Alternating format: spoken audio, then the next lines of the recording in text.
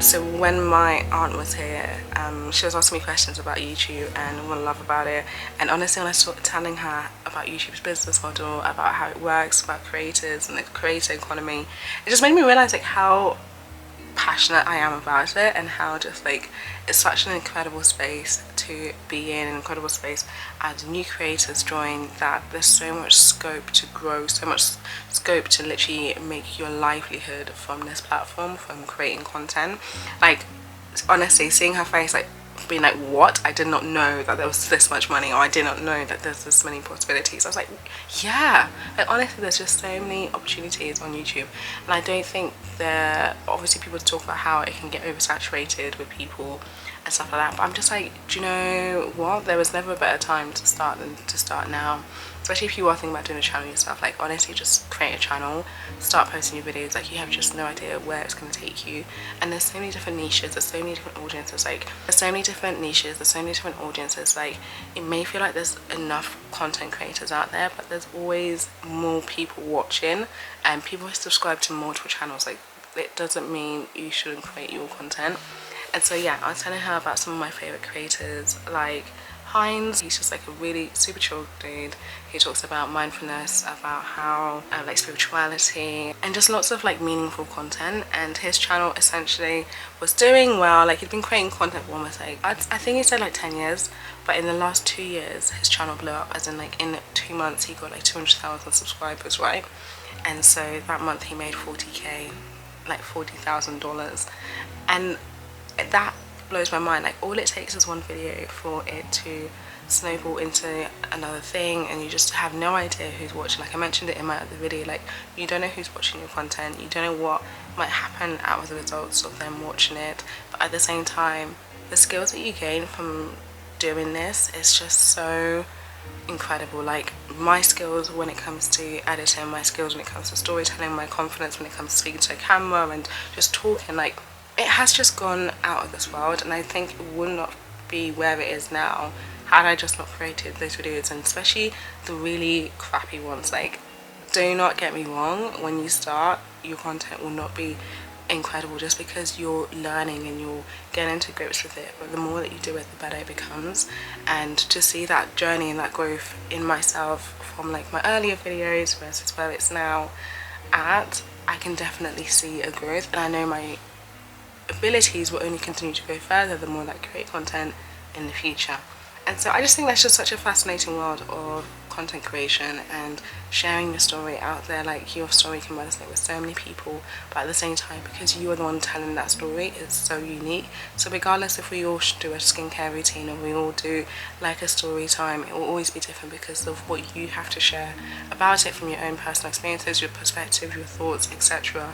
So it will always still be unique. So with that in mind, just like if you're watching this and you want to create content, or you're watching this and you do make it but maybe you're not seeing incredible numbers, or you're not seeing it go viral or whatever, just think of it as something that is honing in on your skills, honing in on your discipline. And a question that I always ask myself every so often when I'm like, oh my gosh, I wish maybe a video got more views, or like I wonder why my growth is not as fast as I'd hope for it to be, or whatever, I always ask myself this question, is like, if those million people showed up to my channel tomorrow, or if that video blew up, am I ready for it? And not in the sense of like, am I ready to see those numbers? Am I ready to sustain what comes with it? Because you can have an exponential growth like that, but do you have systems in place for you to make sure that you're continuing to create content regularly, to make sure that you're continuing to improve your content quality, or to not define your worth and the value of your content to those numbers? Like there's so many little things that you kind of need to work on, and I appreciate being able to work on it without having a big audience. That if I just blew up randomly, and I wasn't prepared for it and I didn't have systems in place, and it would be a shame that I couldn't maintain and sustain that. So I think there's a blessing in growing slowly. I think there's a blessing in being able to make mistakes and being able to hone in the craft without having such a huge audience that maybe wants you to do a certain type of content that you may not want to do. Like, I have so much room to explore and experiment with different content types and different formats, and I think that's so awesome. Like, I think what an opportunity is to try and to fail and to grow and to just build those discipline, build those skills, so that when eventually I do get to that point, I'm ready for it and I can sustain it, and I can, yeah, I think those things are important. Like, you maintain, sustain, and also you are growing with it at the same time. So I think all of it is within God's time. I think all of it will happen when it's supposed to happen. But if you're a creator, like, honestly, do not get discouraged. If you're not seeing the numbers that you would want to see them, just ask yourself, like, would I be ready to wake up tomorrow with 1 million views or 1 million subscribers? Like, what would I do next? Like, I think obviously we'd all get ready. Like, we could all show up hopefully when that time comes, but sometimes you realize that there's a good opportunity to develop discipline, to develop systems and routine and consistency that is important to sustain the eventual growth that is going to come, rather than to rush it, receive it, and then not being able to maintain it.